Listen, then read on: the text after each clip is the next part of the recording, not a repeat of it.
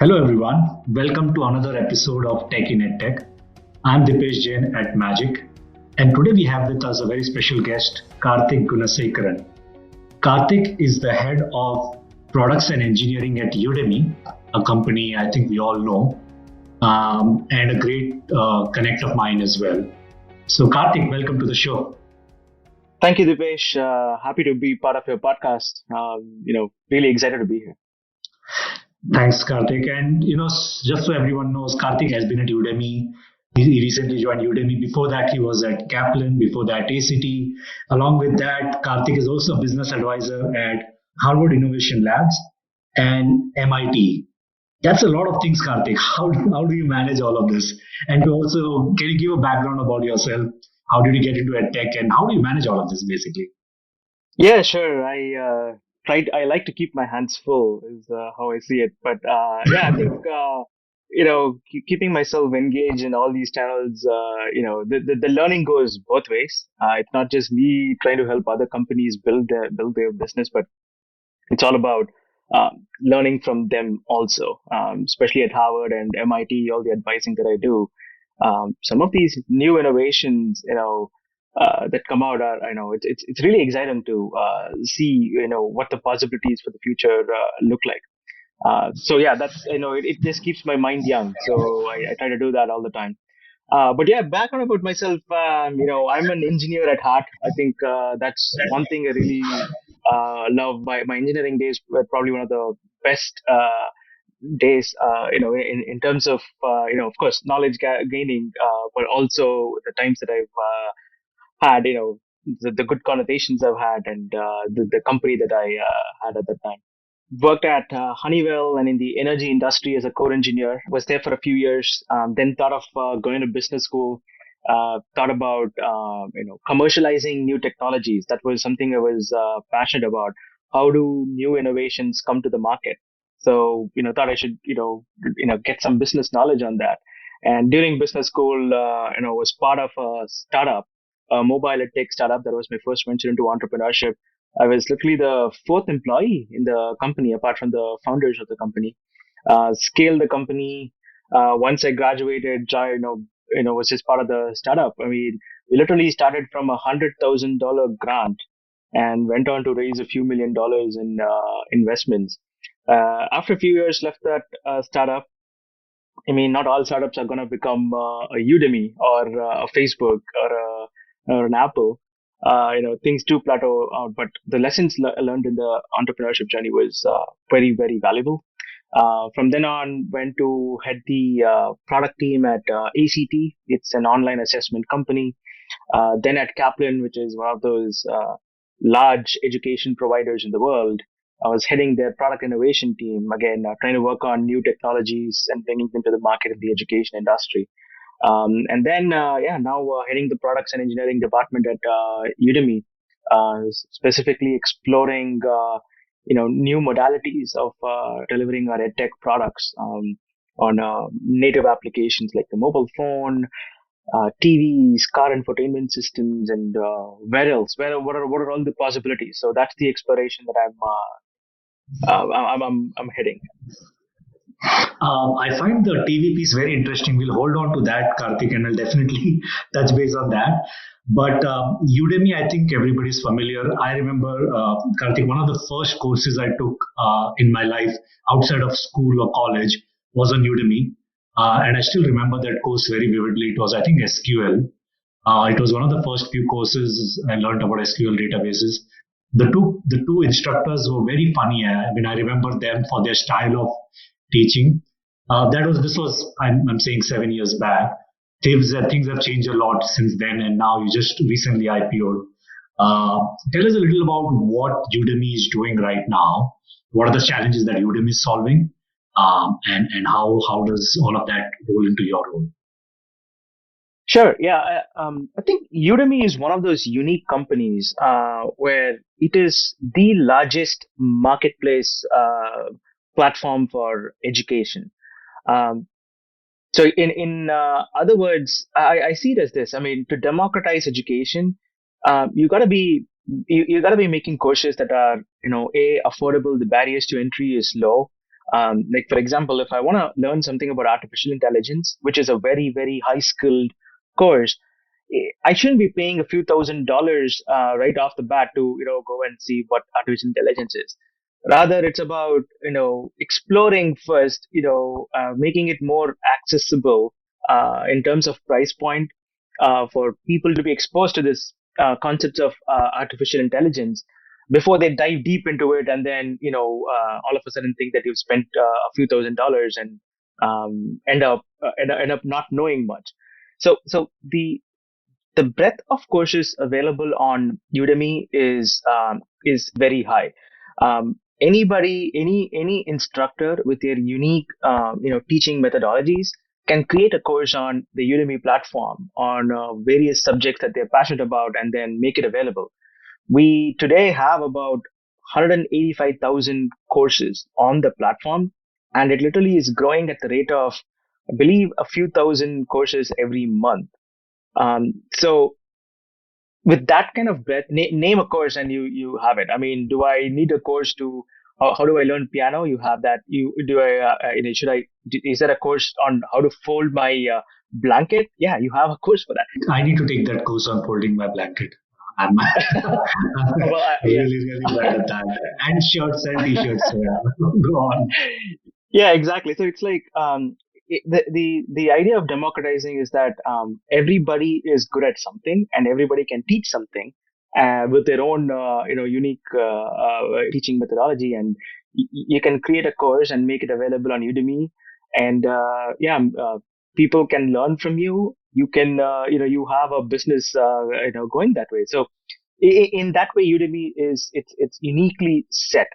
Now, this length and breadth of courses has made us so powerful that our language offerings on the course language offerings on Udemy is probably one of the widest. We have multiple languages covered, which is why expanding globally is one of the key strategies of Udemy. We are expanding heavily in the Asian markets. We recently went into a partnership to expand in the Africas. South America is a big area of growth for us already. So it's like geo expansion because our platform hosts courses in multiple languages. That's awesome.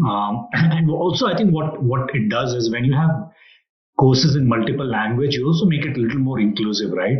There are multilingual people. People don't understand one language. I feel that having your products in multiple languages is always going to help that. So I think that's amazing, and it's interesting to see that kind of a growth. Also, with the creator economy, you see a lot of surge in creators wanting to monetize their skills. So I think that's fantastic. Yeah, I think the creator economy is is a big is one of our biggest advantages. We have about 65,000 plus instructors on the platform today, and it's only growing. So I think we are entering a time in terms of platforms where the creator economy is going to grow big. I believe it was at a $500 billion and plus growing market. Um, yeah, but without going into too much of the market sizing, but the instructor economy or the creator economy is gonna it's only gonna grow. So there is a big opportunity there for various platforms in education. Yeah. So that's good to know, and that's great to see that kind of progress.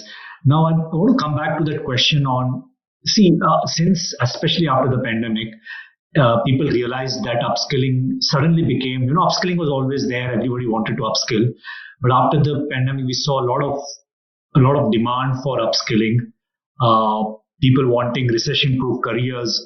How has all of that shaped your strategy at Udemy? And how is that guiding your roadmap ahead?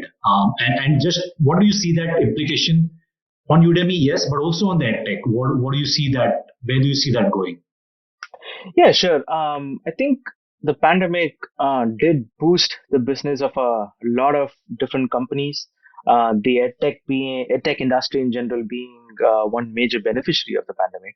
And I think companies like Udemy have, I mean, of course, have benefited from that. But I think it kind of exposed a large gap that existed before the pandemic, and probably people or companies didn't pay much attention to it, is the urgent need for reskilling and upskilling.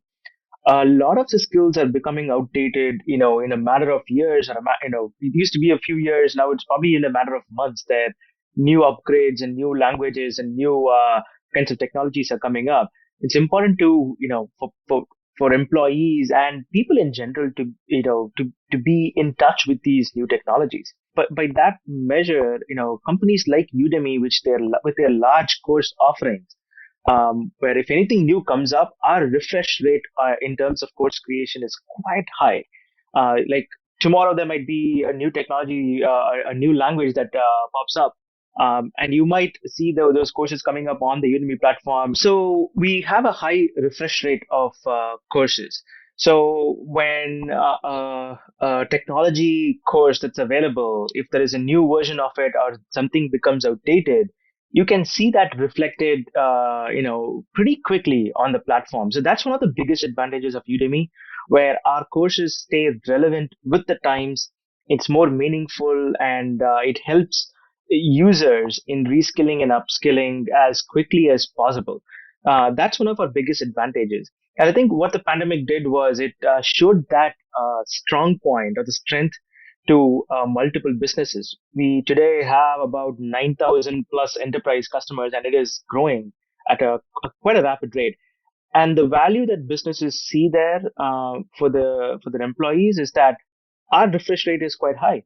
Um, any new technologies, any new versions, the businesses have that access to those skills, and can make that available to their employees as quickly as possible without having to wait for certain updates to happen on a yearly basis, and you know have some downtime until then. So this is one of our biggest advantages. I think the pandemic really propelled that need, which is why we see the enterprise business alone growing at the rate of 80% year over year. We just released our third quarter results last week, and you can see that impact happening. So, yeah, I think that's the impact of the pandemic in general. Now, where do we see this, and what's the industry-wide trend going beyond? I think this reskilling and upskilling, now that the pandemic exposed the importance, I think it's only going to stay. That need is going to stick with a lot of industries, and I do see a future where the need for reskilling and upskilling becoming a core part of people's performance objectives in companies. The L&D department is of various companies embracing these new tools for reskilling and upskilling. And yeah, I also see the modalities of delivery, going much beyond the web only, model of content delivery. I mean, we've already seen smartphones and applications, kind of gaining traction in delivering education effectively.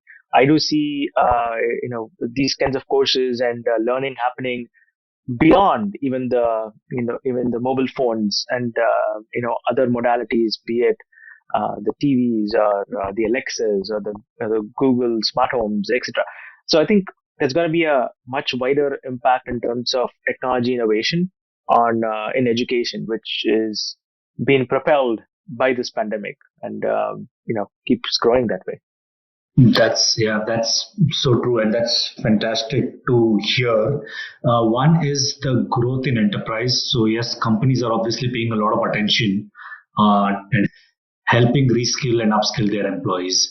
I was once in a discussion with one of my friends who's an entrepreneur, has a pretty sizable company, and I asked him that what is the biggest challenge that you see for yourself. One of the things that he mentioned was really something that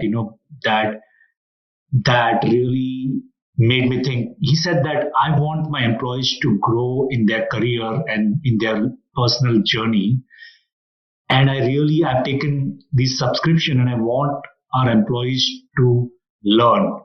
And so that those are the kind of challenges. He did not talk about revenue. He did not talk about profitability and all of that, because he knows that if he helps the employees grow, all of this will come as a part of that. So it is very interesting to see that trend. Yeah, I think that actually reminds me of a joke where I think I believe it was a Dilbert comic or somewhere I read this. So it's a conversation between a CEO and a CFO, where the CFO is asking like, what if you spend all of this money in your employees' learning and development, and then they leave? And for that, the CEO retorts back saying, "What if we don't and they stay?" So Yes, yes, that's I remember that one. Yeah. so yeah, I think So, that's a question I think every company is asking today, and it's very important that we invest in the reskilling and upskilling of employees. yeah, and I think so. There are two things that you mentioned here which I want to focus on. One is, uh, the companies including learning and development goals in KRAs or parameters for employees. I think that is a very interesting trend. I ask my team members to share their learning and development goals with me, just so that you keep each other accountable, you help each other grow. I think that's a very very and I really feel that that should become more and more and more a part of people's performance. That how are they upskilling, what kind of training, certifications, learning, and all of that. So I think that was very interesting. The second thing was, we always talk about learning anytime, anywhere. You spoke about the refresh rate, which kind of takes care of learning anytime. So I don't have to wait for the year to end or for 6 months to end before I get my hands on the course. If there's a trend, let's say that trend is crypto is not a trend anymore. It started a long time back, but there's Web3 and these new. So I shouldn't be waiting for some time to get there. I should be getting content anytime. So that's the refresh rate that you spoke about. And then we come to, and this is where I want to pick your brain on learning anywhere and moving beyond the web and mobile. What do you see that as? How do you see that growing? You Hmm. mentioned TV, which is so interesting that TV is generally, people connotate TV as something that idiot box and all of that. How do you plan to turn that idiot box into smart box? Yeah, sure. I think in order to understand where the trends are going, I think we need to go back in our history, in our internet history, and see what the trends have been. So in the back in the 80s, when internet was kind of getting into people's homes, and all the games and new trends in a computer software that's coming up, the learning pretty much happened only in front of a computer, right? And that's it. Whenever you turn on the desktop, that's when you can learn something or play something, and that's probably where your attention was. And that continued back in the 90s, in where it grew, where the attention span of human beings, probably from books to desktop, was the desktops were taking a good share of that attention span. Now, in the mid 2000s, with the advent of smartphones, that attention span had to now be divided between desktops, books, and your smartphones. So we had another new entry called the smartphones come up. And I think this last decade, the 2010 to 2020, was the decade of the smartphones, with the app proliferations, which is how even I became part of that the mobile ed tech company. Like we started our own startup in that area. Apps became a big part of education. So that took the attention span. The percentage of attention span on smartphones grew. In fact, I think it was more like 50-50, where 50% on desktop learning stuff for edtech, and 50% was on smartphones. And I think that trend is still growing. Now, what has happened is towards the end of that decade, we saw all these smart devices like Alexa, smart TVs come up, all these car infotainment systems, all these new modes of personalization platforms coming up, which started taking a piece of that human's attention span. Which is why I think they say our attention span is slowly shrinking to the size of the attention span of a rodent. It's increasingly hard to have human beings focus on one particular platform. So this is a problem, but at the same time, this is what we see as an opportunity. So if you think about it, if we have multiple modes of distraction, one time I'm looking at my phone and all of a sudden my smart device, Alexa, says something and I get distracted by that. And then I have to go look at something on the web. And then I'm driving and my car infotainment system says something. How can we use that, these, distractions to multiple modes as a form of delivering seamless learner experience on each of these platforms? So that's the problem I'm trying to solve, where, you know, I'm learning something on desktop and I seamlessly get transferred to a native device and then seamlessly continue from where I left off on a smart TV, and from there to my infotainment systems or Alexas or wherever. So how do we connect all of these different modes and still make it useful for humans to keep learning something without being distracted? So that's one big goal, I think, which a lot of tech companies are going to try to solve. I think if we can do that and show that there is a much impactful learning happening on through these course delivery mechanisms on these multiple platforms, I think we have a big opportunity. Probably that's probably the bigger opportunity, a bigger problem to solve over the next 5 years. No, I think that's yeah. How I look at it is the continuum of learning, right?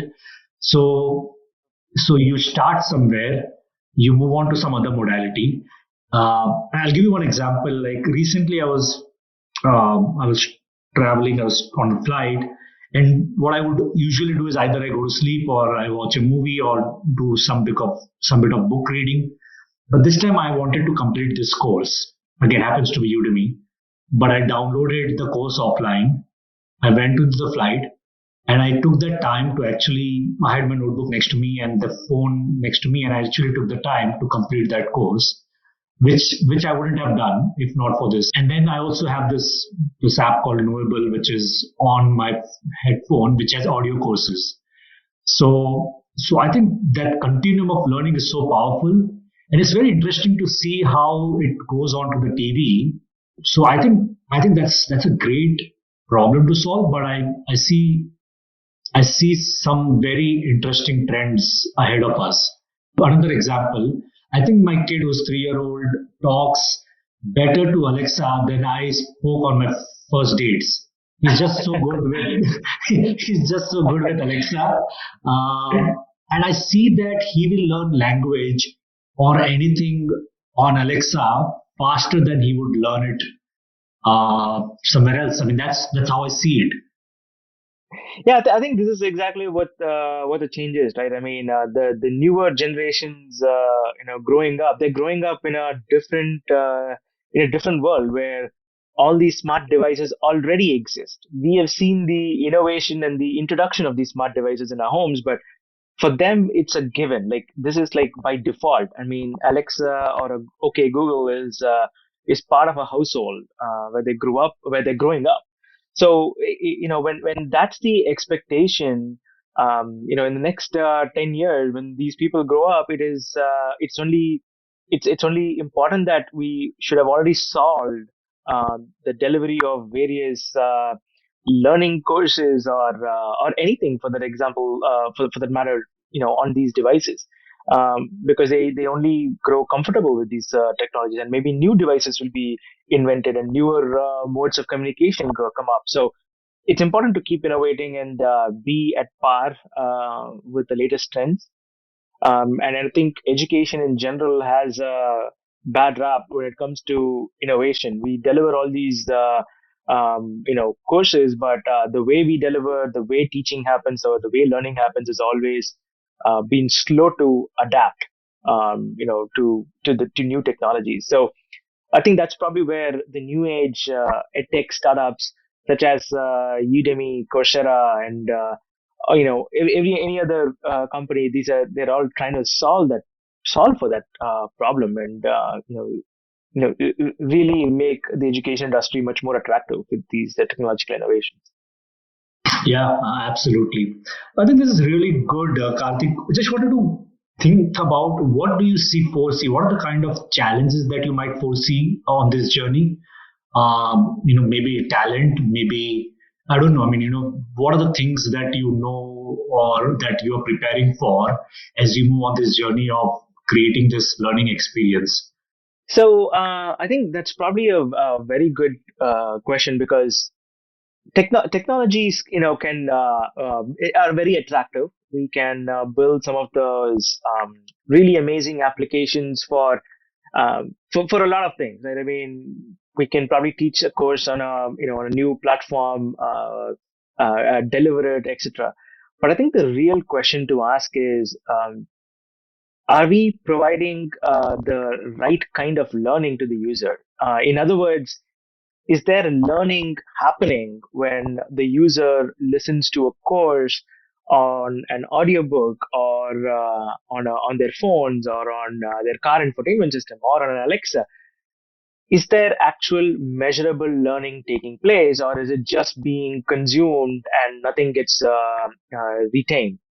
I think this is an important question to ask because technologies can be, you can just build cool technologies for the sake of being cool.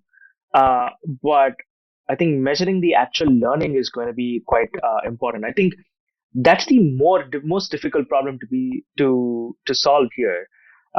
We can always build new applications on other platforms and make it available, for users. But how do we measure that learning? So this is one of the things that I think Udemy at Udemy we are working on, and I think we've seen a lot of case studies where the impact is happening. For example, in our B2B business, we have multiple case studies where uh, have employees who consumed our courses, the companies were able to see better engagement from employees, better completion rates on that particular skill that they learned on Udemy, being used, and solving for problems in certain projects, and the productivity increases. So these are all case studies that we are seeing.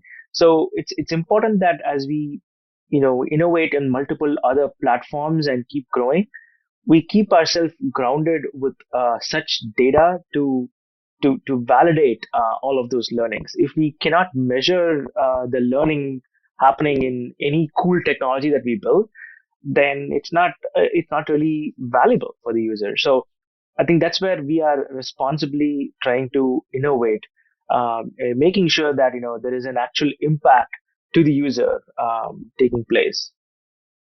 No, that's, it all boils down to learning efficacy and learning outcomes, right? What has been the impact of this learning? Exactly. Yeah. I mean, without that impact, it's there is no point, in going further. So I think that's one of the reasons why I said the learning outcomes, performance objectives, learning as a performance objective, taking getting more traction in companies. So this has been great, Karthik. Thank you so much. I think some really good insights. How do we see? And I think now I'm envisioning a future of learning everywhere. So thank you for sharing all those insights. I think also a lot has to be, there's a lot to learn from your progress in that tech space. Start working on a startup, then moving from big companies advising. So I think it's a good journey, something that even I kind of aspire to emulate. Uh, Before we wrap up, Karthik, anything that you want to add, anything that you want to plug in, please feel free to. Yeah, sure. I mean, at Udemy, we are doing some really great things in terms of delivering these courses to our audience. We're constantly innovating and we are growing. As you might have heard the news, we recently went public, and we're always looking for great talent to join the company. If you are a lifelong learner and is interested in mastering new skills, if you have that ambition and drive, I would highly recommend joining our team, or specifically my team. I'm building a new office for Udemy in the Northeast area, Boston being a hub, and anywhere in the Northeast is an area of focus for us in terms of hiring and retention. So if you're interested, do look up our careers website and do join us. Yeah, and you can find Karthik on LinkedIn, Karthik Gunasekaran. Feel free to connect with him. So this was great, Karthik. Thank you so much. And it's great having you on the show. Thank you so much for the opportunity, Dipesh. It was great talking to you.